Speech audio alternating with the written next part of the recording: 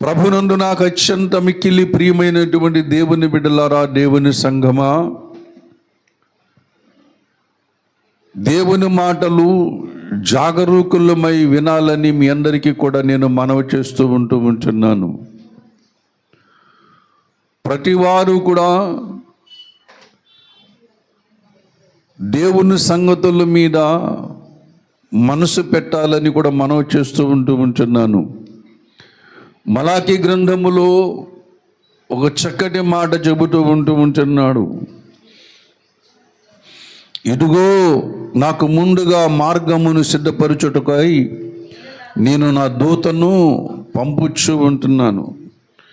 దేవుడు ఈ భూమి మీద ఏ కార్యము చేయాలన్నా ముందుగా తన దూతను పంపుతూ ఉంటున్నాడు. దేవుడు ఈ భూమి మీద తన చిత్తానుసారమైన ఏ కార్యము చేయాలన్నా దేవుడు తన కొరకు ఏర్పాటు చేసుకున్న మనుషుల గురించి మాట్లాడుతూ ఉంటున్నాడు. కనుక మనం ప్రతి దేవుని అడుగు జాడలను మనం గుర్తుపట్టాలి. ప్రభువు త్వరగా వస్తూ ఉంటున్నాడు.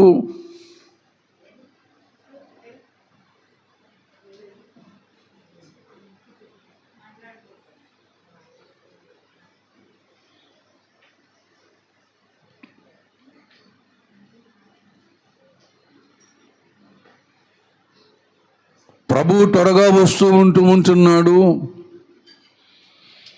ఆయన రాకడ కొరకు మనమందరం ఆయత్తపరచబడాలని మీ అందరికీ నేను మనవి చేస్తూ దేవుని యొక్క వాక్యమును బోధిస్తున్నాను. నేను కూర్చున్నా, ఎవరితో సంభాషించినా దేవుని వాక్యము గురించి మాట్లాడడం నాకు అలవాటు. దేవుడు నన్ను అలా సిద్ధపరుస్తున్నాడు కూడా. కాబట్టి దేవుని యొక్క వాక్యమును మనం ప్రేమించిన వారమై ఉండాలి. దేవుని వాక్యమును మనం హత్తుకున్న వారమై ఉండాలి. దేవుని వాక్యమును మనం ప్రేమించాలి. లోక సంగతులను మనం విసర్జించాలి. దేవుని మాటలు మనం వినాలి. లోక మాటలకు మన చెవులు మూసుకోవాలి. కాబట్టి లోకములో ఒక 3 కోతులు చూపిస్తూ ఉంటారు. ఒక కోతేమో చెవులు మూసుకుంటుంది, ఒక కోతేమో నోరు మూసుకుంటుంది, ఒక కోతేమో కళ్ళు మూసుకుంటూ ఉంటుంది. అంటే చెడు వినకు, చెడు మాట్లాడకు, చెడు చూడకు. అంటే లోకములు ఏమున్నది? చెడే ఉన్నది. దాన్ని ఎప్పుడు కూడా చెడును చూడడానికి ఇష్టపడుతూ ఉంటారు. చెడును ఈ లోకం బహుగా విస్తరింపజేస్తూ ఉంటున్నది. ఏ టీవీ ఛానల్ చూడండి, ఏ యూట్యూబ్ చూడండి, ఏ వాట్సాప్ చూడండి, ఇంటర్నెట్లో దేని చూసినా సరే మనుషులు కళ్ళు తెరవంగానే కనిపించేదేంటి? చెడే కనబడుతూ ఉంటుంది. ఆలోచనలు ఎమ్మటిని అక్కడ మారిపోతూ ఉంటాయి. కానీ దేవుడు చెబుతూ ఉంటున్నాడు, లోకమునకు వేరే రక్షణ పొందండి. హల్లెలూయా. లోకమునకు వేరై రక్షణ పొందండి. అంటే ఆ చెడులో నుంచి మీరు బయటికి రండి. అంటే లోకములో పాపం ఉన్నది. ఆ పాపములో నుంచి బయటికి రమ్మని పిలుస్తూ ఉంటున్నాడు. ఎందుకు పిలుస్తున్నాడు? ఈ లోకానికి దేవాది దేవుడు తీర్పు తీర్చబోతూ ఉంటున్నాడు. తీర్పు తీర్చక మునుపు ఆయన మనుషులకు ఒక కార్యమును బయలుపరిచి, ఇదిగో నేను తీర్పు తీర్చబోతానని చెప్పేసి మాట్లాడదాం. ఆ బయలుపరచబడిన కార్యమే దేవుడు మనుషులకు ఇవ్వబోతున్న రక్షణ కార్యం. ప్రతివారు కూడా రక్షణ పొందాలని దేవుడు ఆజ్ఞాపిస్తూ ఉంటున్నాడు. అంతటా అందరూ మారు మనసు పొందాలని దేవుడు ఏం చేస్తున్నాడు? ఆజ్ఞాపిస్తున్నాడు. దాని కొరకు తన దూతను పంపించి మార్గం ఏం చేస్తాడు? సరళం ఎవరి కొరకు? నిబంధన దూత రాబోతూ ఉంటున్నాడు. ఈ భూమి మీద మనుషులతో నిబంధన చేసిన దూత రాబోతూ ఉంటున్నాడు. ఎవరైనా సాక్షాత్తు విశ్వ చక్రవర్తి, విశ్వ సార్వభౌముడు, దేవాది దేవుడు మనుషులతో నిబంధన చేసినటువంటి వాడు. ఆదాముతో నిబంధన చేశాడు. ఆదాముతో నిబంధన చేశాడు. ఏమని చేశాడు? ఆదామా, నేను నీ దగ్గరకు వస్తానని నిబంధన చేశాడు. దానికి ఇదే ఆనవాలని కూడా చెప్పాడు. ఏమని చెప్పాడు? నేను స్త్రీ సంతానముగా రాబోతున్నానని చెప్పినటువంటి దేవుడు ఎవరితో చేసిన నిబంధన? ఆదాముతో చేసిన నిబంధన ప్రకారం ఆయన వచ్చాడా లేదా? కన్యగర్భంలో ఆయన ఏం చేశాడు? జన్మించాడు. అలాగనే అబ్రహాముతో నిబంధన చేశాడు. అబ్రహాముతో కూడా ఏం చేశాడు? నిబంధన చేశాడు. నీ వంశములోంచి నేను వస్తానని నిబంధన చేశాడు. అబ్రహాము, నీ వంశములోంచి నేను వస్తాను నిబంధన. వచ్చి ఏం చేస్తావంటే, ఇదిగో నీ కుమారుడు ముందుగా చేస్తున్న బలియజ్ఞము, దానికి సాదృశ్యంగా కనబడుతున్నది అసలైన బలియజ్ఞము యెరూషలేములో భూమధ్యపురములో జరగబోతుందని, మనుషుల పాపాలను క్షమించడానికి, రక్తము చిందించడానికి నేను ఇదిగో నీ వంశంలోంచి వస్తానని చెప్పేసి నిబంధన చేశాడు. నిబంధన చేసిన ప్రకారంగానే అబ్రహాము వంశములోంచి వచ్చాడు. అబ్రహాము వంశంలో ఎన్ని ఉన్నాయి? 12 గోత్రాలు ఉన్నాయి. అబ్రహాములోంచి వచ్చినవాడు యాకోబు. అబ్రహాములోంచి వచ్చినటువంటి వాడు ఇస్సాకు. ఇస్సాకులోంచి వచ్చినవాడు యాకోబు. యాకోబుకి ఎన్ని వంశాలు ఉన్నాయి? 12 వంశములు ఉన్నాయి. ఆ 12 వంశములోంచి ఏ వంశంలో వస్తాడైనా? యోధా వంశం నుంచి వస్తూ ఉంటాడు. అనగా దేవుడు అబ్రహాము చేసిన నిబంధన, ఇస్సాకుతో చేసిన నిబంధన ప్రకారముగా అతడు యోధా వంశంలోంచి రాబోతూ ఉంటున్నాడని చెప్పినప్పుడు యేసుక్రీస్తు వారు దావీదు వంశంలోకి వచ్చేసాడు. వంశావళిని బట్టి దావీదు వంశావళిలోకి యేసుప్రభు దావీదు వంశావళిలోకి వచ్చాడు. వచ్చినట్లు చెప్పినట్లుగానే వచ్చాడు లేదా? వచ్చాడు. అలాగనే సకల జనులతో, ఇశ్రాయేలు ప్రజలతోనే కాదు, 12 గోత్రముల వారితోనే కాదు, ఈ లోకములో ఉన్న ప్రతి వారితో కూడా నిబంధన చేస్తూ ఒక నిబంధన చేశాడు. అందుకని ఆయన పేరు నిబంధన దూత అంటూ. అంటే వాగ్దానం చేసిన వాడు ఆయనే, నెరవేర్చేవాడు కూడా ఆయన్ని. ఆయన వాగ్దానాలు చేస్తాడు. వాగ్దానం నెరవేర్చడానికి ఎంత పనైనా చేస్తాడు ఆయన. ఎంతమంది అడ్డుకున్నా సరే ఆయన వాగ్దానం అతను నెరవేరక మానడు. ప్రభునందు ప్రియమైనటువంటి వాళ్ళరా, ఆ నిబంధన దూతే మన ప్రభు అయిన యేసుక్రీస్తు వారు. ఆయన ఈ లోకము రాక మునుపు నా దూతను ముందుగా పంపిస్తాను. ఎవరా దూత?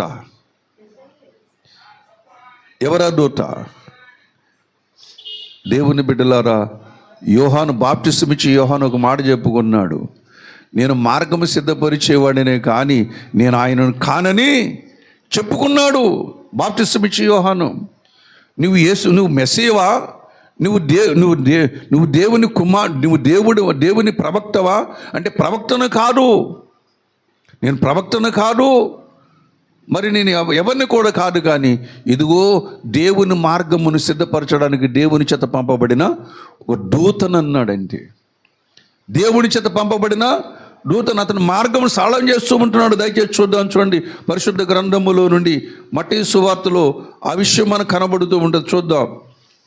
పరిశుద్ధ గ్రంథములో నుండి మత్తయి సువార్త 3వ అధ్యాయము 2వ వచనం చదువుకుందాం. చూడండి.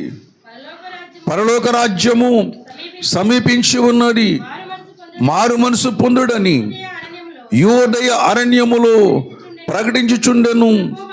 ప్రభు మార్గమును సిద్ధపరచుడి, ఆయన త్రోవలను సరళము చేయుడని అరణ్యములో కేక వేయునొకని శబ్దము అని ప్రవక్తని యెషయా ద్వారా చెప్పబడిన వాడితడి. దేవుని బిడ్డలారా, ప్రభు వస్తూ ఉన్నాడు. యోధా మనుషులారా, యెరూషలేము నివాసులారా, ఇశ్రాయేలు ప్రజలారా, ప్రభు వస్తున్నాడు అని దేవుని గురించినటువంటి మార్గమును సరళము చేసిన వారెవరు అంటే, ఆ నిద్రపోతున్న సమాజాన్ని లేపిన వాడెవరు? యోహాను.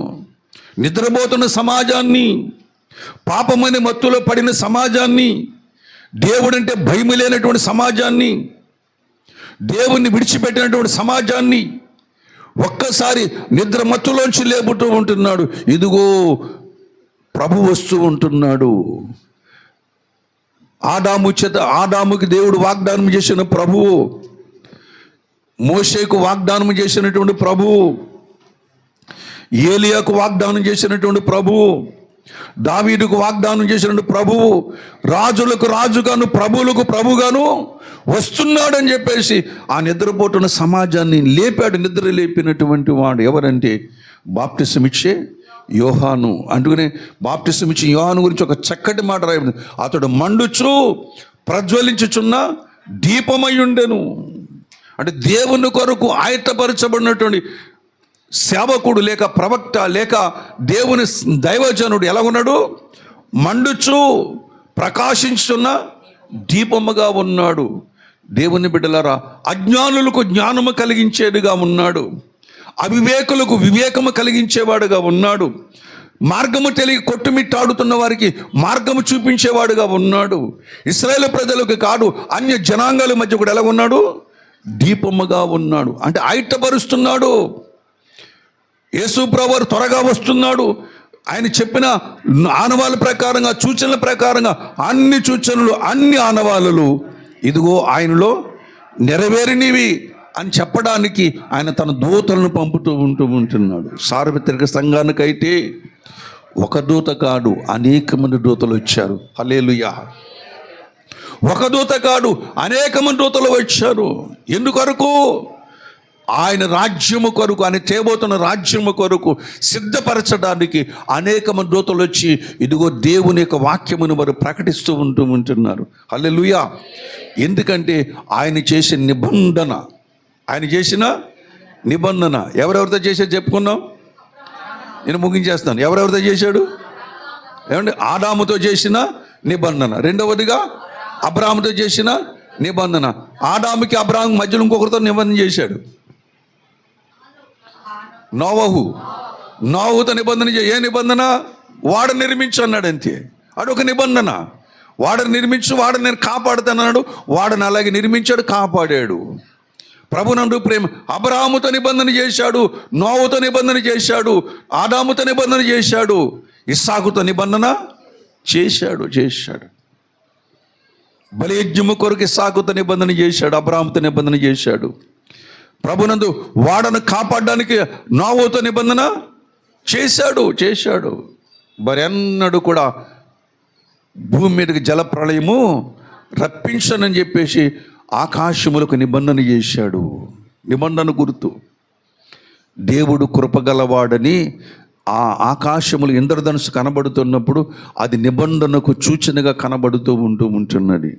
కనుక ప్రభునందు నాకు అత్యంత మిక్కిలి ప్రియమైన వాళ్ళరా, దేవుడు అందరితో కూడా నిబంధన చేశాడు. మరి దావీదుతో ఏ నిబంధన చేశాడు? మనతో ఏ నిబంధన చేశాడు?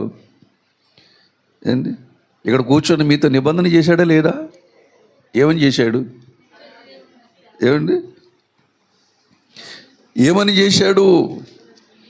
ప్రభునందు ప్రియమైనటువంటి వాళ్ళరా, పరిశుద్ధ గ్రంథములో, కీర్తనల గ్రంథములో ఆ మాట మనకి దర్శనమిస్తూ ఉంటుంది. దయచేసి చూడండి. కీర్తనల గ్రంథములో దేవునికి స్తోత్రం. 50వ అధ్యాయం 4వ వచనం చదువుకుందాం. ఆయన తన ప్రజలకు న్యాయము తీర్చుటకై బలి అర్పణ చేత నాతో నిబంధన చేసుకొనిన నా భక్తులను నా వద్దకు సమకూర్చుడని మీది ఆకాశమును భూమిని పిలుస్తూ ఉంటున్నాడు. చాలమ్మా. ప్రభునందు ప్రియమైనటువంటి వాళ్ళరా, ఇక్కడ దేవుని మాటలు చాలా జాగ్రత్తగా గమనించండి. ఆదాముతో నిబంధన చేసిన వాడు దేవుడు. ఆదాముతో నిబంధన చేసిన వాడు దేవుడు. నోవహుతో నిబంధన చేసిన వాడు దేవుడు. అబ్రాహాముతో నిబంధన చేసిన వాడు దేవుడు. ఇస్సాకుతో నిబంధన చేసిన వాడు దేవుడు. ఇప్పుడు దేవునితో మనం నిబంధన చేస్తూ ఉంటున్నాం. ఇక్కడ అంటున్నాడు కదా, నాతో నిబంధన చేసుకున్న నా జనులారని పిలుస్తూ ఉంటున్నాడు. నాతో నిబంధన చేసుకున్న నా జనులని పిలుస్తూ ఉంటున్నాడు. ప్రభునందు ప్రియమైన వాళ్ళరా, దేవుని యొక్క వాక్యము మనకి ఇక్కడ కనబడుతూ ఉంటున్నది. నా భక్తులు బలి అర్పణ చేత నాతో నిబంధన చేసుకున్నటువంటి నా భక్తులు అంటూ ఉంటున్నాడు. చాలమ్మా. బలి అర్పణ చేత నాతో నిబంధన చేసుకున్నటువంటి వాళ్ళు, నిబంధన ఆయనకి చాలా ఇష్టమైనకి. దేవుడికి నిబంధన అంటే, ప్రమాణం అంటే కట్టుబడిపోతాడంతే దానికి. ప్రభువా నేను పాపిని, నన్ను క్షమించు, నీతో నిబంధన చేస్తున్నంటే కట్టుబడిపోతాడు దానికి. తప్పితే నువ్వు మార్గం తప్పాలి, నువ్వు తప్పితే మాట నువ్వు తప్పాలి, కానీ దేవుడు మాత్రము తప్పడు. నీ మరణానికి, నీ చావుకి నీవే కారకురాలుగా చేస్తాడైనా. నిబంధన తప్పిటి, నిబంధన పాటించామనుకోండి, నీ చావుకి నీ మరణానికి కూడా ఆయనే నీ నిబంధన అవుతూ ఉంటాడు. ఇప్పుడు బలి అర్పణ అనేది భూ ప్రజలందరికీ సిద్ధపరిచాడు. ఈ భూ ప్రజలందరికీ, అన్ని దేశస్థులకు, అన్ని మతస్థులకు, అందరి కొరకు ఒక నిబంధన ఏం చేసి, ఒక బలి అర్పణ అనేది సిద్ధపరిచాడు. అందుకని భూమి మీద యూపస్తంభము అంతకంతకు ఆకాశమునంటున్నట్టుగా ఎదిగిపోతూ ఉంటున్నదని నేను చెప్పటము లేదు. శ్రీమదాంధ్ర వచ్చిన శుక్ల యజుర్వేద సంహితలు చెప్తూ ఉన్నాడు. యూపస్తంభమా ఆకాశం మట్టుకు ఎత్తుగా ఎదిగిపోతూ ఉంటున్నామని చెప్పేసి మాట్లాడుతూ ఉంటాడు. యూపస్తంభం అంటే యేసు ప్రభువుని సిలువ వేసినటువంటి కొయ్య అని యూపస్తంభం అని పిలుస్తూ ఉన్నాడు. మనోళ్ళు ఏమని పిలుకుంటారు? యూపస్తంభానికి ధ్వజస్తంభం అని పేరు పెట్టారు. కానీ ఇది ఎదుగుతూ ఉంటున్నది. ఎందుకని? దాని ప్రభావము ప్రపంచమంతా కూడా ఏం చేస్తున్నప్పుడు విస్తరించిపోతూ ఉంటున్నది. వాళ్ళకి మనకందరికి కూడా ఒకటే ఆధారం, యజ్ఞమే ఆధారం. అటు యూదులకు, ఇటు అన్య జనాంగాలకి, అటు అన్ని దేశస్థులు కూడా యజ్ఞమే ఆధారం. పాపము పోవాలన్న యజ్ఞము దగ్గర రావాల్సిందే, సమస్యలు పోవాలన్న యజ్ఞము దగ్గర రావాల్సిందే, మరణం ఎత్తివేయబడాలన్న యజ్ఞము దగ్గర రావాల్సిందే. ఆ యజ్ఞము దగ్గరకు వస్తేనే కానీ మనుషులకు విమోచన అనేది జరగదు. దేవుని బిడ్డలారా, ఆ యజ్ఞము గురించి మాట్లాడుతున్నావు. బలి అర్పణ అనేది దేవుడు భూమి మీద చేశాడు. అంగీకరిస్తావో తృణీకరిస్తావో నీ ఇష్టం. దేవుడు బలి అర్పణ ఈ భూమధ్యపురములో జరిగించాడు. తన కుమారుని లోకమును పంపించాడు. దేవుడు తన కుమారుణ్ణి లోకములోనికి పంపించెను. ఆ కుమారును ఈ లోకములోకి వచ్చి తండ్రి యొక్క చిత్తమును బయలుపరిచాను. ఎవరికి? సమస్త ప్రజలందరికీ కూడా. ఈ సమాచారం అందకూడదని అనేక మార్లు, ఒకసారి కాదు, 2 సార్లు కాదు, అనేక మార్లు బైబిల్ గ్రంథాలయాన్ని కూడా ఎన్నో మార్లు తగలబెట్టారు. ఈ సమాచారం ఎవరికి అందకూడదని. యేసు ప్రభు మీద ద్వేషం, బైబిల్ మీద ద్వేషం, సంఘం మీద ద్వేషం, దేవుని ప్రజల మీద ద్వేషం. ఈ లోకమంతా కూడా దేవుని ప్రజల మీద ఉన్న ద్వేషం అంతా కూడా ఈ మనుషులు చేస్తున్నది కాదు. ఈ లోకాధికారి, దుష్టుడు, సాతాను, అపవాది చేస్తున్నటువంటి కార్యాలు ఇవన్నీ కూడా. అపవాది చేస్తున్న కార్యాలు. ఇప్పటికి కూడా దేవుని సువార్త ప్రకాశమానము మనుషులకు అర్థం కాకుండా వాడు మనోనేత్రములకు గుడ్డితనము కలుగు చేసింది. ఈ నేత్రాలతో చూస్తూ ఉంటున్నారు. ఈ నేత్రాలు చూస్తే లోకం ఎంతో మంచిగా కనబడుతుంటుంది. లోకంలో ఉన్న పనులన్నీ కూడా మంచిగా కనబడుతూ ఉంటాయి. కానీ కనిపించేది మంచి అంత మంచి కాదు. దాని వెనకాల విషమున్నది. మనుషులను వేటాడుతూ ఉన్నాడు. మనుషులు ఏం చేస్తున్నాడు? ఆశలు చూపించి వేటాడుతూ ఉంటున్నాడు. నేత్రాశ చూపించి వేటాడుతూ ఉన్నాడు. శరీరాశ చూపించి వేటాడుతూ ఉన్నాడు. జీవపు డంబాను చూసి, మరి పడవలు చూపించి, ఈ లోకైశ్వర్యం చూపించి మనుషులను వేటాడి వాడు తన బుట్టలు వేసుకుంటూ ఉంటున్నాడు. అధికారులతో సహా, జ్ఞానులతో సహా అందరూ కూడా వాడి యొక్క వలలో పడిపోతూ ఉంటున్నారు. ఎందుకంటే అధికారం వాళ్ళకి కావాలి. ఆశ చూపిస్తున్నాడు. అందుకని ఏ భక్తుడు రాశాడో పాట అప్పుడప్పుడు పాడుతుంటారు మీ దగ్గర. నమ్మవద్దు ఈ మాయలోకమును నమ్మవద్దు ఈ మాయలోకం నమ్మవద్దు ఈ మాయలోకం నమ్మవద్దు. ఇది ఆశ చూపి మోసం చేయు ఈ మాయలోకం నమ్మవద్దు. ఇది ఆశ చూపి మోసం చేయు ఈ మాయలోకం నమ్మవద్దు. నిన్ను కన్నా తల్లి ఏది, నిన్ను గన్న తండ్రి ఏడి, నిన్ను గన్న తల్లి ఏది, నిన్ను గన్న తండ్రి ఏడి, వారు పోయినారు ఈ లోకం విడిచిపోయినారు. గనుక నమ్మవద్దు ఈ మాయాలోకం నమ్మవద్దు ఈ మాయాలోకం నమ్మవద్దు. ఆశ చూపి మోసం చేయు ఈ మాయలోకం ధనము సంపాదించేవారు ఈ ధరణి యందు నిలువబోరు. ధనము సంపాదించే వారు ఈ ధరణి యందు నిలువబోరు. వారు పాము నోటి కప్పవలే సాగిపోదురు సమాధికి. వారు పాము నోటి కప్పవలే సాగిపోదురు సమాధికి. గనుక నమ్మవద్దు ఈ మాయాలోకం నమ్మవద్దు. ఆశ చూపి మోసం చేయు ఈ మాయలోకం నమ్మవద్దు. ఈ లోకములో బతుకుతున్నది ఎందుకంటే ధనము సంపాదించడం కాదు. ఈ లోకములో బ్రతుకుతున్న పేరు ప్రఖ్యాతులు సంపాదించుకోవడం కాదు. ఈ లోకములో పుట్టిన ప్రతి వాడు కూడా, ప్రతి కుటుంబము, ప్రతి వ్యక్తి కూడా ఒక ఆయనతో నిబంధన చెయ్యాలి. నువ్వు చెయ్యాలి నిబంధన. ఆయన చేయవలసిన నిబంధనలు అన్నీ చేశాడు, నెరవేర్చేశాడు. ఇప్పుడు నిబంధన ఎవరు చేయాలి? మనము చెయ్యాలి. ఈ భూమి మీద పుట్టిన ప్రతివాడు కూడా చెయ్యాలి. నిబంధన చేసుకుంటేనే నీకు అమూల్యమైనటువంటి మోక్ష భాగ్యం దొరుకుతుంటున్నది. నిబంధన చేయకపోయినట్లయితే నీకు మోక్షము లేదు, పాప క్షమాపణ లేదు, మరణము తప్పించేవాడు ఎవడు కూడా లేడు. ప్రభునందు ప్రేమ నేను చెప్పడంలో 50వ కీర్తనగా 50 అధ్యాయం చెప్తున్నాడు కదా.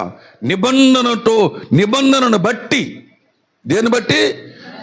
బలి అర్పణ చేత, అంటే బలి అర్పణ నాతో చేసిన వారిని ఏమి బలి అర్పణ చేత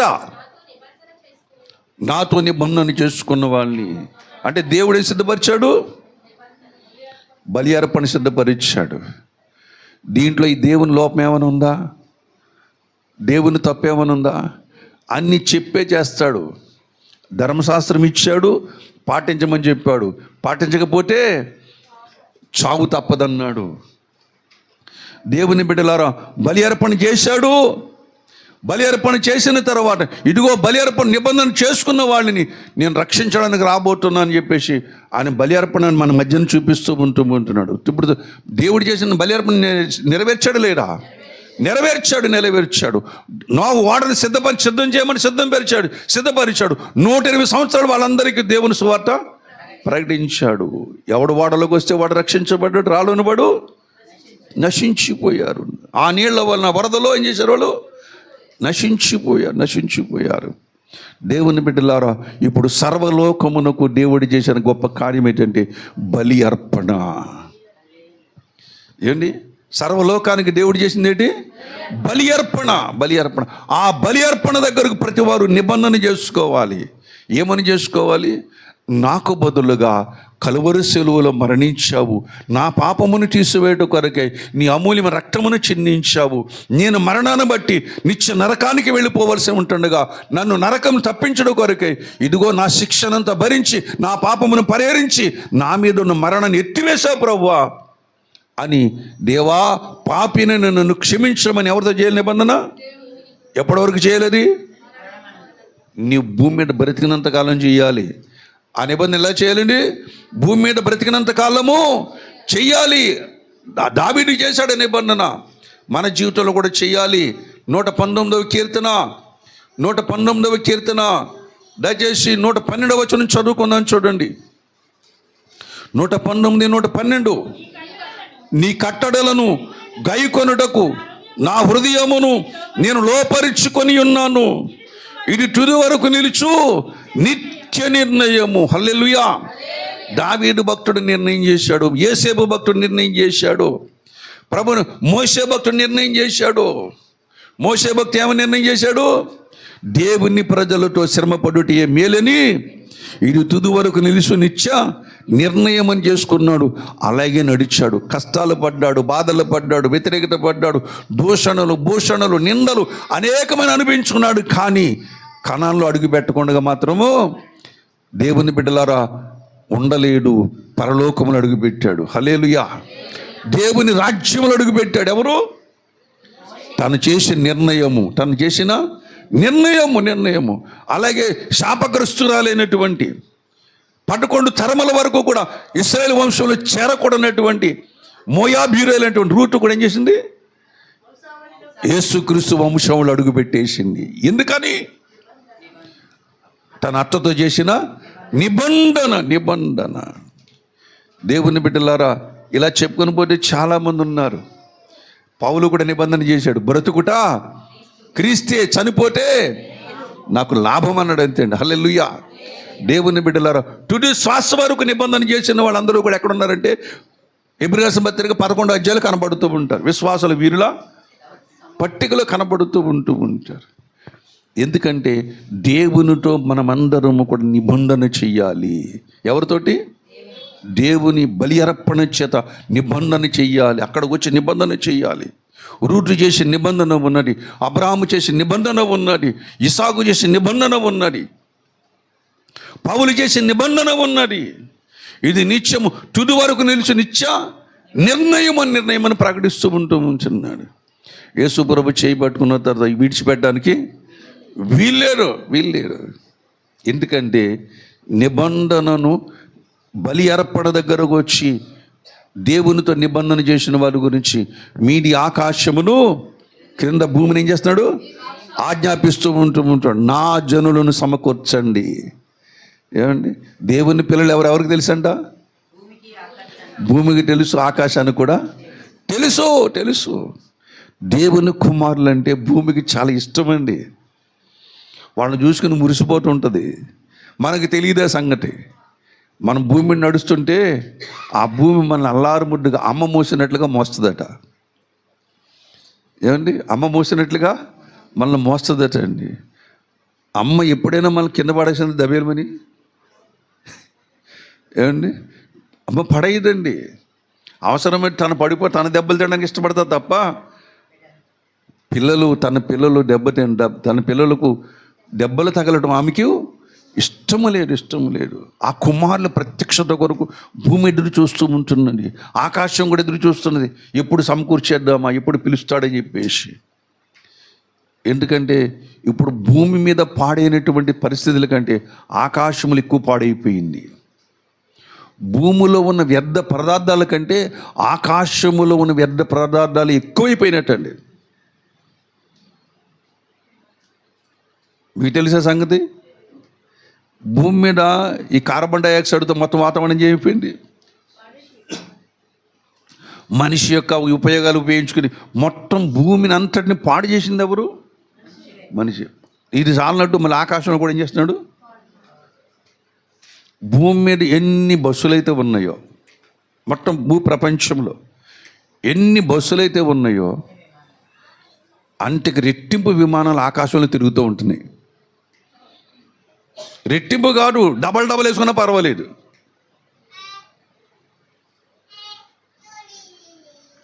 ఒకసారి ఆ యాప్ ఓపెన్ చేసుకుంటే, ఏరోప్లేన్ యాప్ ఓపెన్ చేసుకుంటే ఆకాశంలో మన భారతదేశంలో లేదా ప్రపంచంలో ఎక్కడెక్కడ ఎన్ని విమానాలు తిరుగుతాయో ఏంటి ప్రభునందు ఎన్ని కనబడతాయండి, ఎన్ని వేలు లక్షలు కనబడతాయండి. ప్రభునందు నాకు అత్యంత మిక్కిలి ప్రియమైనటువంటి వాళ్ళు, ఆకాశమంతా పాడైపోయింది. వీళ్ళు పంపించిన ఆయా దేశాలు పంపిస్తున్న శాటిలైట్ అక్కడ పేలిపోయి అక్కడ నాశనం అయిపోయి అక్కడ రాళ్ళు రప్పలాగా తిరుగుతూ ఉంటుంది.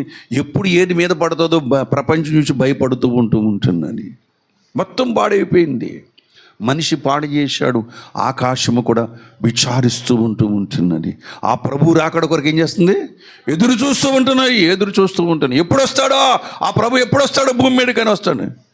వచ్చే ముందు అంటున్నాడు కదా, ఇదిగో బలి అర్పణ భూమి మీద సిద్ధపరిచాడు. యుగముల అంతం ముందు దేవుడు ఏం చేశాడంట? బలి అర్పణ సిద్ధం చేశాడు. ఇప్పుడు బలి అర్పణ దగ్గర ఏం చేయాలి? మన నిబంధన చేయాలి. ఏమని నిబంధన చేయాలి? దేవా, నా పాపముల కొరకు నీవు చేసిన బలియజ్ఞమును బట్టి నీ దగ్గరకు వస్తున్నాను, నన్ను క్షమించు తండ్రి. నా జన్మ నా కర్మ పాపము నుంచి నన్ను క్షమించమని చెప్పిన తర్వాత అంచెలంచెలుగా విశ్వాస జీవితాలు ఏం చేయాలి? ఎదుగుతూ ఉండాలి. అందుకనే చెప్తున్నాడు, హఠాత్తుగా వస్తాడట. ఎలాగ వస్తాడంట? తన ఆలయంలోనికి ఎలాగ వస్తాడంట? హఠాత్తుగా వస్తాడు. ఎవరు? యూదా గోత్రములు పుట్టినటువంటి యేసుక్రీస్తు ప్రభువారు. హల్లెలూయా. ఈ వాగ్దానం ఎప్పుడు చేశాడో తెలుసా? ఆదికాండం చూడండి దయచేసి. ఆదికాండము 49వ అధ్యాయం అనుకుంటా. 49వ అధ్యాయం 10వ వచనం చదువుకుందాం. షిలోహు వచ్చి వరకు యోదా యొద్ద నుండి దండము తొలగదు, అతని కాళ్ళ మధ్య నుండి రాజదండము తొలగదు, ప్రజలు అతనికి విధేయులయుండురు. చాలు. ప్రజలు అతనికి విధేయులయుండురు. ఎవరి గురించి? షిలోహు వచ్చి వరకు. పుట్టినోట్లో ఒకటి మాట్లాడుతుంది. అతడు షిలోహులు ఏమున్నది?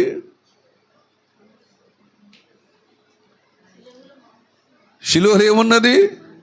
దేవుని మందిరం ఉన్నది. అన్న ఎక్కడికి వెళ్ళింది? షిలోహులో ఉన్న దేవుని మందిరంకి వెళ్ళింది. అనగా దేవుని మందిరంలోకి వచ్చేంత వరకు యోదా యొద్ద నుంచి రాజదండము అంటే తొలగిపోతాడు. అర్థమేంటి? రాజదండం అంటే నిబంధన. ఏం తొలగిపోదు?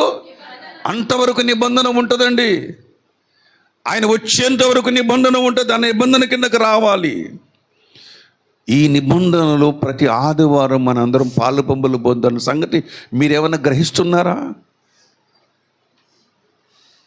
ఆ నిబంధనలు మనం ఏం చేస్తున్నాం? మనం ప్రతి ఆదివారం పాలు పంపులు పొందాలి. నేను వచ్చు పర్యంతము ఇలాగూ చెయ్యండి. నేను వచ్చు పర్యంతము అంటే యేసుప్రభు వచ్చేవరకు ఏం చేయాలంటదని చెయ్యాలి. దేవుడు చెప్పినట్లుగానే చెయ్యాలి. నిబంధన అంటే అదే. అబ్రాహాముతో దేవుడు చెప్పినట్లుగా ఏం చేశాడు? అబ్రాహాము కొడుకుని తీసుకెళ్ళి బలి అర్పించేశాడు. అర్పించాడా లేదా? అర్పించేశాడు అంతే. అంతేగాని కట్టెట్టిన తర్వాత ప్రభు ఏంటి మరి ఒకటోసారి రెండోసారి అంటాడా? కత్తి ఎత్తంగానే ఏసాడానికి సిద్ధంగా ఉన్నాడంతే. ఎందుకని? నా కొడుకుని మృతుల్లోంచి కూడా ఇవ్వగలరు. అది దేవుని నమ్మటం అంటే. నా కొడుకుని మృతుల్లోంచి కూడా చనిపోయినా సరే బ్రతికించగలడని నమ్మాడండి దేవుణ్ణి. అది నిబంధన. అబ్రాహాము చేసే నిబంధన అది దేవునితోటి. మృతుల్లోంచి కూడా ఇవ్వగలడు, మృత తుల్యములోంచి కూడా నాకు పిల్లల్ని ఇవ్వగలడని ఆఖరి వరకు నమ్మాడు. కనుకని అతనికి ముద్దులు కొడుకునిచ్చాడు, లోకాన్ని ఆశీర్వదించే కొడుకునిచ్చాడు. ఆ కొడుకులోంచి వచ్చింది నిబంధన, రాజదండం వచ్చింది. రాజాజ్ఞకి ఎప్పుడు కూడా తిరిగుండదు. దేవుని బిడ్డలారా, కాబట్టి ఆ నిబంధన దేవుడు మనతో చేశాడు. ఇప్పుడు నిబంధన అబ్రహాం చేసినట్టుగా మనం ఏం చేయాలి? చావైనా రేవైనా నీతోనే ప్రభువా. ఏమండి, గురవప్ప గారు పాట పాడుకునేవారు కదా. ఏమండి, పాములు గురవప్ప విన్నారా పేరు? ఆయన చావైనా బ్రతుకైనా నీతోనే ప్రభువా అని ఆయన పాట పాడుకున్నాడు ఆయన. కాబట్టి ఈ నిబంధన ఏంటంటే చావైనా బ్రతుకైనా నీతోనే ప్రభువా. నన్ను దీవించినా నా బ్రతుకు నీతోటే, నాకు దీవెన రాకపోయినా నా బ్రతుకు నీతోటే. ఆ నిబంధన అంటే కఠోరంగా ఉంటుంది. యోబు నిబంధన చేశాడు, దీవించబడ్డాడు లేడా? దీవించబడ్డాడు. తర్వాత ఏమొచ్చింది యోబుకి? ఇప్పుడు నిబంధన ఏం చేయాలి? భార్య అయితే చెబుతుంది, ఇంకేంటయ్యా నిబంధన చేస్తావు నువ్వు, నీ దేవుడిని దూషించి చచ్చిపో అని చెప్పేసి మాట్లాడుతూ ఉంటున్నది. దేవుని బిడ్డలారా, ఒక బుద్ధిహీనురాలు మాట్లాడినట్లుగా నీవు మాట్లాడుతూ ఉంటున్నావు. మేలుని చేసినప్పుడు మనం అనుభవించాలి, కీడు చేస్తే మనం అనుభవించకూడదా? అది నిబంధన అంటే. కష్టం వచ్చినా నిబంధనలోనే ఉండాలి, కష్టం రాకపోయినా నిబంధన. ఐశ్వర్యములో ఉన్న నిబంధనలో ఉండాలి, ఐశ్వర్యం పోయినా సరే నిబంధనలో ఉండాలి. ఆరోగ్యం ఉన్న నిబంధనలో ఉండాలి, ఆరోగ్యం లేకపోయినా నిబంధనలో ఉండాలి. అంతేకాని మా ఇద్దరు దేవుడు నాకేం చేశాడని చెప్పి అనకూడదు. మనం అంటాము, పోయిన వారం చెప్పుకున్నాం మలాకీ గ్రంథం. ఏమండి, దుర్మార్గులు చూడండి ఎంత పచ్చగా ఉన్నారు. దుర్మార్గులు ఎలాగున్నారు? అన్యాయం చేసేవాళ్ళు, 100కి 20 రూపాయలు 30 రూపాయలు వడ్డీకి ఇచ్చేవాళ్ళు ఎలాగున్నారు? బిల్డింగుల మీద బిల్డింగులు కడుతూ ఉంటున్నారు. ఏంటి, వడ్డీ తీసుకున్నాడు ఏమవుతున్నాడు, నీకు అప్పులు పాలైపోతూ ఉంటున్నాడు. వాళ్ళని ఆశీర్వదించడం ఏంటి? మనం మన స్థితి దీనస్థితికి వెళ్ళిపోవడం. మన నిజమైన దేవుణ్ణి కలిగి ఉన్నాం, వాళ్ళు దేవుణ్ణి కలిగి ఉండలేరు కానీ దీవించబడుతున్నారు.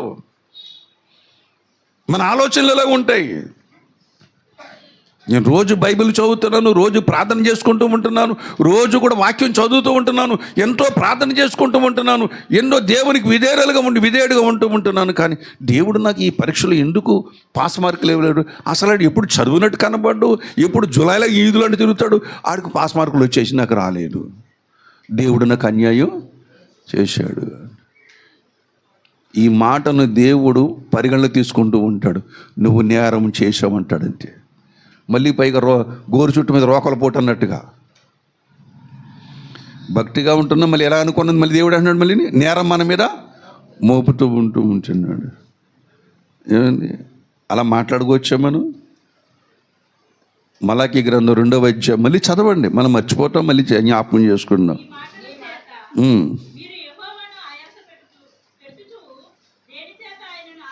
మీరు ఈ మాటల చేత యెహోవాను ఆయాసపెట్టుచున్నారు. మరి దుర్మార్గులు యెహోవా దృష్టికి మంచివారు, వారి యందు ఆయన సంతోషపడును.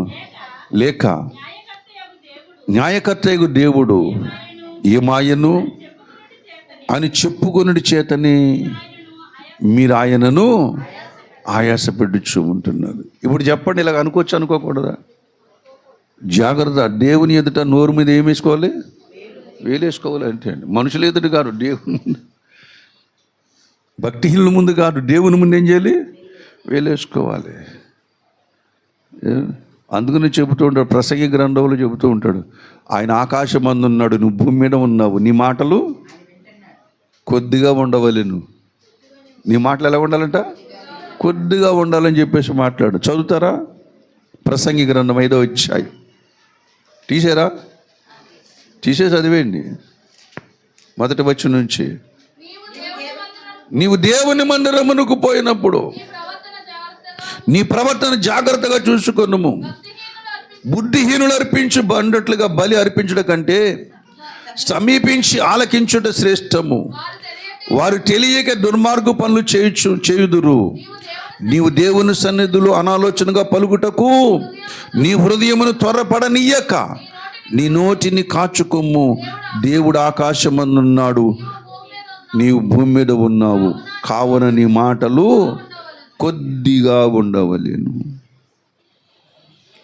నిబంధన చేసినటువంటి దూత మనతో చెబుతున్నటువంటి మాటలు చెవిగలవాడు వినుగాక. నీకు చెవులుంటే వింటావు, వినలేదంటే చెవులు లేవని లెక్క. బ్రతుకుచున్నావని పేరుంది కానీ నీవు మృతుడివే అని చెబుతూ ఉంటున్నాడు. కాబట్టి ప్రభునందు ప్రియమైన వాళ్ళరా, దేవునితో నువ్వు చేసిన నిబంధన కాపాడుకుంటున్నావా లేదా? రూతు కాపాడుకున్నది, అబ్రహాము కాపాడుకున్నాడు, మోషే కాపాడుకున్నాడు, పౌలు కాపాడుకున్నాడు, తిమోతి కాపాడుకున్నాడు, విద్యలేని పామరుడైనటువంటి మత్తీయ కాపాడుకున్నాడు. దేవునితో నిబంధన, ప్రభువా తప్పు చెయ్యను నిబంధన. చెడు మాట్లాడను, నిబంధన. మరలా పాపము జోలికి వెళ్ళను, నిబంధన. మరలా చెడు జోలికి వెళ్ళను, నిబంధన. మరలా లోకములకు వెళ్ళను, నిబంధన. నిబంధన చేసుకున్న వాడే ఆకాశము భూమి ఏం చేస్తాం వాళ్ళని సమకూర్చి దేవుని దగ్గరకు నడిపించుకుంటూ వెళుతూ ఉంటుంది. వాళ్ళకి మాత్రమే పెండ్లి కుమారుడు యొక్క వాహనము భూమి మీదకి వస్తూ ఉంటుంది. హల్లెలూయా. అదే అని మహిమ మేఘం అంటూ ఉంటారు. అతి త్వరలో మీ ఇంటి ముందుకి మేఘాలు వస్తాయి. ఏంటి? అతి త్వరలోనే మీ ఇంటి ముందుకి వస్తాయి మేఘాలు వస్తాయి. నువ్వు వంటగదిలో ఉంటావో, బెడ్రూమ్లో ఉంటావో, లేకపోతే కూర్చోలో కూర్చుంటావో, డ్యూటీ చేస్తావో నాకు తెలియదు. నువ్వు ఉన్న చోటుకు వస్తూ ఉంటే ఆ మేఘము నువ్వు అని పిలిచేసుకోండి, బయటికి వెళ్ళిపోవటం మేఘం మీద. హల్లెలూయా. ఏలియా అగ్ని రథముల మీద, అగ్ని గుర్రముల మీద ఏం చేశాడు? ఆకాశ మేఘం మండలంగా కొనుపోబడ్డాడు. తీసుకుపోతే ఎక్కడికి? మధ్య ఆకాశములోనికి. హల్లెలూయా. ఎవరిని? నమ్మినోళ్ళు కాదు, నిబంధన చేసిన వాళ్ళు. నమ్మినోళ్ళు చాలామంది ఉన్నారు. ఏమండి? నమ్మినోళ్ళు ఎంతమంది ఉన్నారు? చాలామంది ఉన్నారు. కానీ నిబంధన చేసిన వాళ్ళు మాత్రము కొద్దిమంది.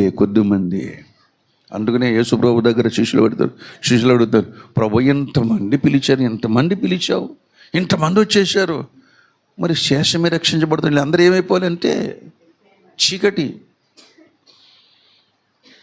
దేవుడు ఏం మొహమాట పడ్డండి. మనం పడినట్టుగా, జాలి పడినట్టుగా, అయ్యో పాపం పర్లేలే మనం తీసుకెళ్దాం కూడా, బండి ఇరికైపోయినా సరే ఏదో రకంగా అడ్జస్ట్మెంట్ చేసుకుని తీసుకెళ్దాం అని అనుకోడైనా. బండి ఖాళీగా ఉన్న పర్లేదు, వెళ్ళిపోతాడైనా. మొహమాట పడే దేవుడు కాదు మన దేవుడు. కానీ ప్రేమ విషయంలో మాత్రం ఎంతైనా ప్రేమిస్తాడు, ఎంత పాపినైనా ప్రేమిస్తాడు, ఎంత ఘోరమైన స్థితిలో ఉన్నా ప్రేమిస్తాడు. అది ఆయన నైజం, ఆయన తత్వం అది. కానీ పరిశుద్ధత విషయంలో మాత్రం ఏమాత్రం కూడా రాజీ పడ్డండి. గత కాలంలో చెప్పాను, మీకు గుర్తుందో లేడో, మోషే ఎంత నమ్మకమైన వాడు, నా ఇల్లంతటిలో భూమి మీద మిక్కిలి సాత్వికుడు, ఇల్లంతటిలో నమ్మకమైన వాడు, దేవుని కొరకు సింహాసనమును విడిచిపెట్టినటువంటి వాడు,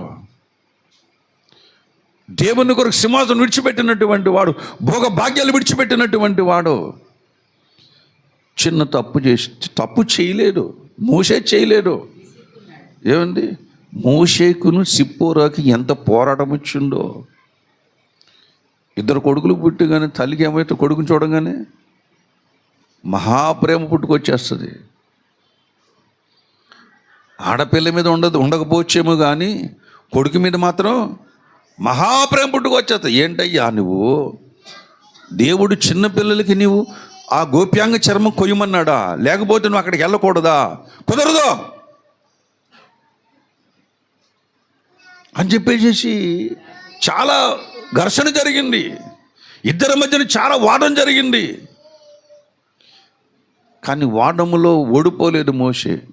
సరే ఏదోటైపోద్దులే అని దేవుడు చెప్పినట్లుగా ఆయన ఇశ్రాయేలు మధ్యకు వస్తూ ఉన్నప్పుడు, తన ఇద్దరు మామ ఇంటి దగ్గర నుంచి ఇశ్రాయేలు దగ్గరికి వస్తూ ఉన్నప్పుడు మార్గ మధ్యములో సత్రములో ఒక రోజు ఉండవలసి వచ్చింది. ఆ సత్రములో దేవుడు మోషే పీక పట్టుకున్నాడు, చంపేస్తున్నాడు. అక్కడ ఎవరిని? మోషేని చంపేయబోతున్నాడు. అక్కడ పీక పట్టుకున్నాడు. ఆశ్చర్యం, నా ఇల్లంతటిలో నమ్మకమైన వాడు, భూమి మీద మిక్కిలి సాత్వికుడు, దేవుని కొరకు సింహాసనం విడిచిపెట్టినటువంటి వాడు. ఏ చిన్న పొరపాటే కదా, క్షమించవచ్చు కదా, వదిలేచ్చు కదా అంటే వదల్లా. అప్పుడు అర్థమైంది ఎవరికి? సిప్పోరాగా అర్థమైంది. అయ్యో బాబోయ్, మా ఆయన చెప్పిన మాట నేను వినలేదు అని వెంటనే ఏం చేసింది, ఒక పదునైన రాయి తీసుకుని కుమారుడికి ఏం చేసింది? సున్నతి చేసి ఆ ముండోటి తీసుకొచ్చి దేవుని దగ్గర పడేసింది. అప్పుడు దేవుడు ఏం చేశాడు? మోషేను విడిచిపెట్టాడు. దేవుని బిడ్డలారా, కానీ మనం మోషే కాలంలో లేము. ఎవరి కాలంలో ఉన్నాం? కృపకాలంలో ఉన్నాం. ఎన్నో పొరపాట్లు ఉన్నాయి మనలో, ఉన్నాయి లేవా? మనం అనేక నిమిషాలు ఏం చేస్తున్నాం? తప్పిపోతూ ఉంటున్నాం. నా పాపములు నా తల వెంట్రుకలు మించునని ఎవరు చెప్తున్నారు? దావీదు చెబుతూ ఉంటున్నాడు. యెషయా ఏం చెప్తున్నాడు? నడినెత్తి మొదలుకొని సిరిపాదం వరకు అరిపాదముల వరకు స్వస్థత కొంచెమే లేదు. ఎక్కడ చూసినా పచ్చి పుండ్లు పచ్చి గాయాలు కనబడుతూ ఉంటున్నాయి మనకి. కానీ వాళ్ళెందుకు వాళ్ళు పీక పట్టుకున్నాడు, ఇప్పుడు ఎందుకు మన పీక పట్టుకోవట్లేదు అంటే బలి అర్పణ ఏముంది అక్కడ? బలి. ఆయన దాటిపోడండి, నిబంధన దాటిపోయేవాడు కాడండి ఆయన. ప్రభునందు ప్రేమ, ఎంతటి పాపినైనా క్షమించగలడు. మనం అనేకమైన తప్పిపోతాను ఎరిగే అంత్యకాలములో దేవుడు మనకేం సిద్ధపరిచాడు? ప్రభు యొక్క బల్లను మన కొరకు సిద్ధపరిచాడు. ఆదివారం ఎందుకు వస్తున్నాం? నీతిమంతులు మన, యథార్థవంతులు మన, ఏమండి ప్రభు పచ్చిగా మాట్లాడే పతిత్తులు మన.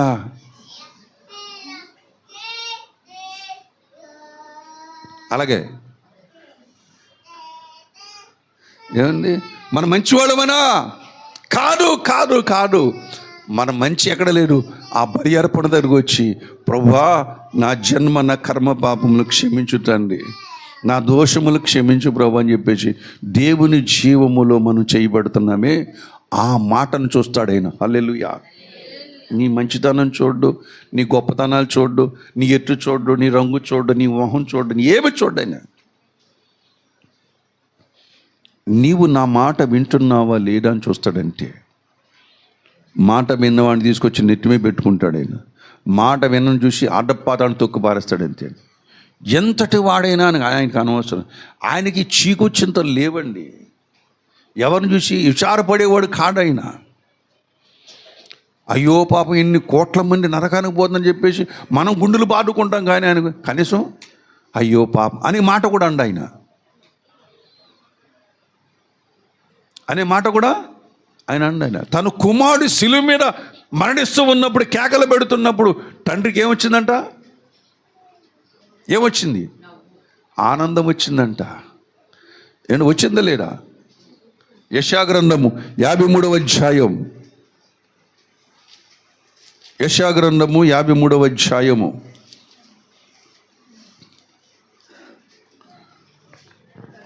11వ వచనం. అతడు తనకి కలిగిన వేదనను చూచి తృప్తి నొందును, నీతిమంతుడైన నా సేవకుడు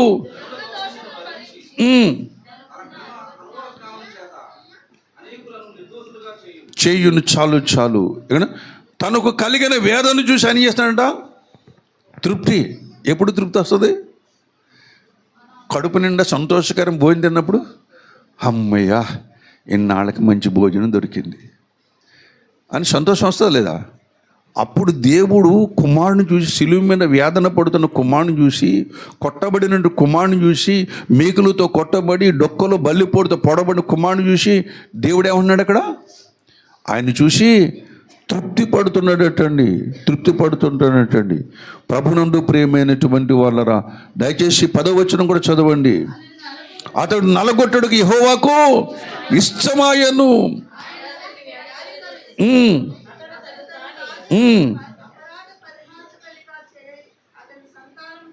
చూచును, అతడు దీర్ఘాయుష్మంతుడగును, యెహోవా ఉద్దేశం అతని వలన సఫలము. సంతోషించాడు లేదు అక్కడ? కుమారుడే బాధపడుతుంటే సంతోషిస్తున్నప్పుడు నువ్వు దేవునితో నిబంధన చేయకుండా నరకానికి పోతుంటే సంతోషిస్తాడా? బాధపడతాడా? పాపం వాడికి బలి అర్పణతో ఏం చేయడం? నిబంధన చేసుకోలేదు. తోసేయండి అని అంటాడు అంతే అండి సంతోషంగా. ఎక్కడికి? నరకాగ్ని గుండములోనికి. పెండి విందులోనికి వచ్చిన పెండ్లి విందు, తన రాజుగారు కొడుకు పెండ్లి విందులోకి వచ్చినటువంటి అతను చూసి ఏమన్నాడు?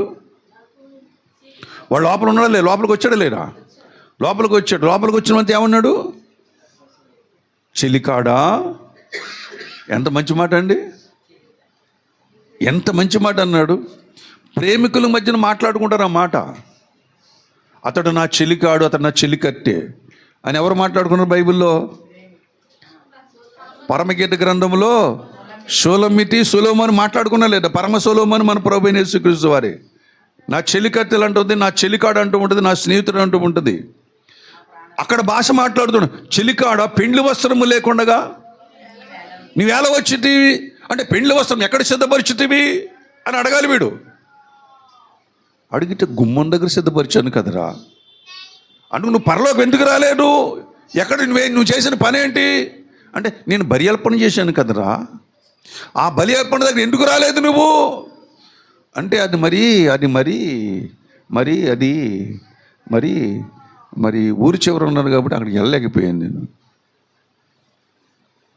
మరి ఊళ్ళో ఉన్నావు కదా, వాళ్ళు ఏమైనా రక్షిస్తారు వచ్చి పిలువు అంటూ ఉంటాడు ఆయన. ఎవరు వస్తారండి? ఎవ్వరూ రారు. వాడు చేసిన తప్పు ఈనాడు క్రైస్తవం చెయ్యొద్దు. పెండ్లి వస్త్రాలు గుమ్మం దగ్గరే సిద్ధపరిచాడు. వాడు వస్త్రాలు విడిచిపెట్టి ఏం చేయాలి అక్కడికి? వీళ్ళలో మంచి ఏమైనా ఉందా? వీళ్ళు కుంటు వాళ్ళని, గుడ్డు వాళ్ళని, నడివీడులో తుప్పల్లో జీవిస్తున్నట్టు వాళ్ళందరినీ ఏం చేస్తున్నాడు? మురికి వాళ్ళందరినీ పిలిచాడండి. కానీ గుమ్మం దగ్గరకు వచ్చేటప్పుడు ఏం చేయాలి? తన వస్త్రాలు అక్కడ విడిచిపెట్టేయాలి. దేవుడు సిద్ధపరిచిన వస్త్రాలు వేసుకోవాలి. దేవుడు రక్షణను సిద్ధపరిచాడు. ఆ రక్షణను ప్రతి వారు కూడా స్వీకరించాలి. ఎలా స్వీకరించాలి? బలి అర్పణ ద్వారా. ఎందుకంటే స్వీకరించకపోతే నిబంధన దూత వస్తూ ఉంటున్నాడు. ఆనాడు ఆ జలప్రయాణం అనేక మంది ఎలాగైతే నశించిపోయారో, ఈనాడు ఈ మహా అగ్నికి అనేక మంది ఆహుతి కాబోతూ ఉంటున్నారు.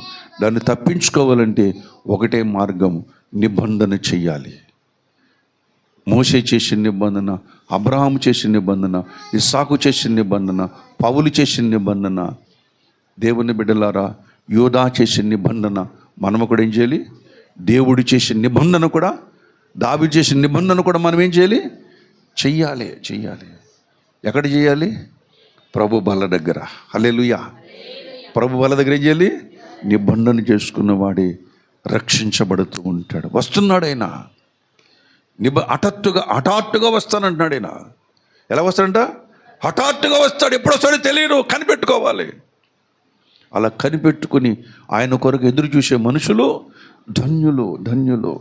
ఆ ధన్యతలో మనం పాలపంపులు పంచుకుని ధన్యులమవుదాం. రండి ప్రార్థన చేసుకుందాం. దేవుడి మాటలు మనం వినికులు దీవించునుగాక.